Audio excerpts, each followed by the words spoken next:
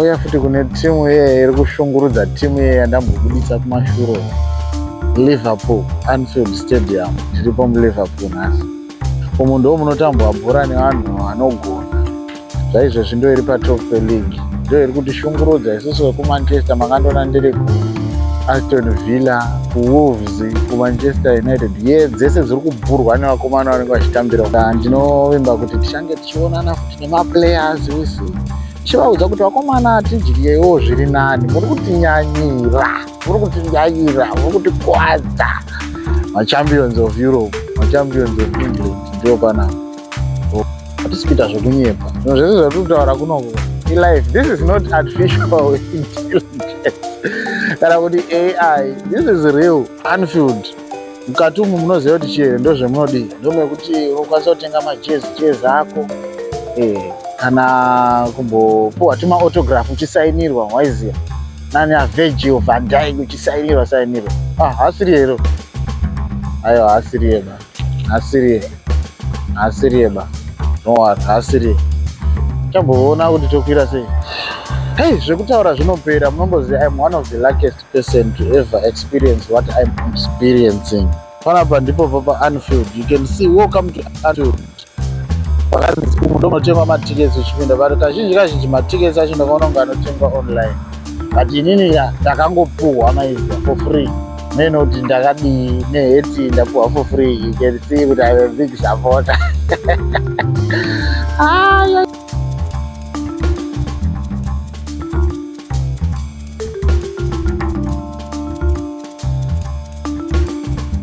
Chinhu wani chandaona about mafacilities ekunoku, even varungu vanotoya kuchitoonawo.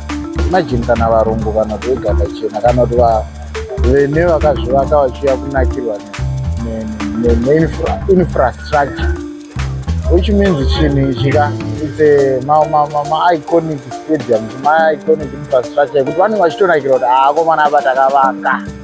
Just wish kuti nyikawo kwangu kwandinobvawo kuZimbabwe pangoinawo kana alright hafu zvayo, because this is an 80,000 seater. Pangowanawo kana 20,000 seater. Toziva kuti vanhu vari kutryawo, butpada kushandwa. Kana riri goridhe rinoda kutengeswa zvakatoti wo. Kana kuri kurima anhu ngaarime, mutengese kuti muvake zvinhu.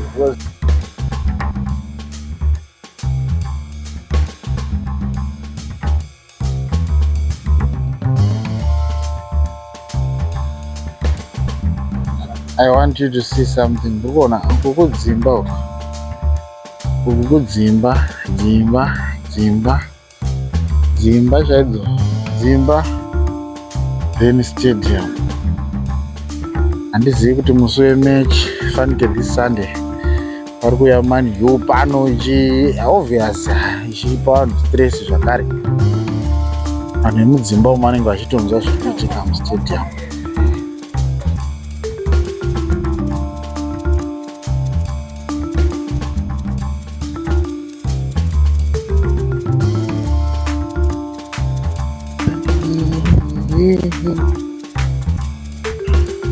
Chimwe chinhu chandaona chiri kuno, hey, so clean.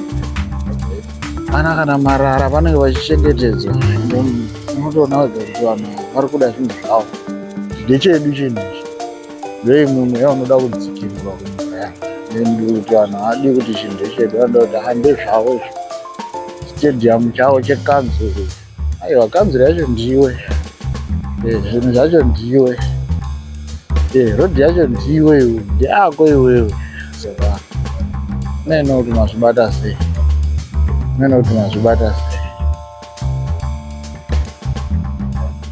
Anfield yese nichitsvaga one of the best players from Africa kuti anenge aripo, Mohamed Salah. Handina kana kuona kana picture yake. Pangori navana Rob na Szoboszlai nana Koshi. Salah haana kana kumbosokana one picture rake, kana hafu, kana kumboisa vhudzi rake. Handizivi kuti personal here kana kuti pane zviri kuitika, but tichasvitsa chichemo kukati uku kuti ngavaise picture raMohamed Salah. Ndatenda. Ndinoapologize kune vatungamiriri veAnfield.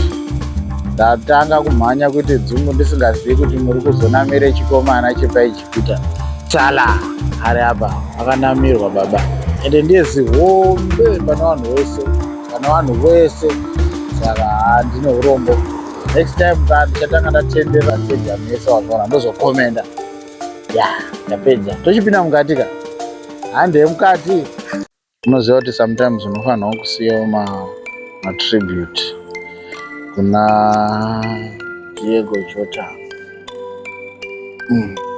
Siyawo maruva uchirangarirawo who lost his life tragically in a motor accident. Diego Jota, number 20, Liverpool.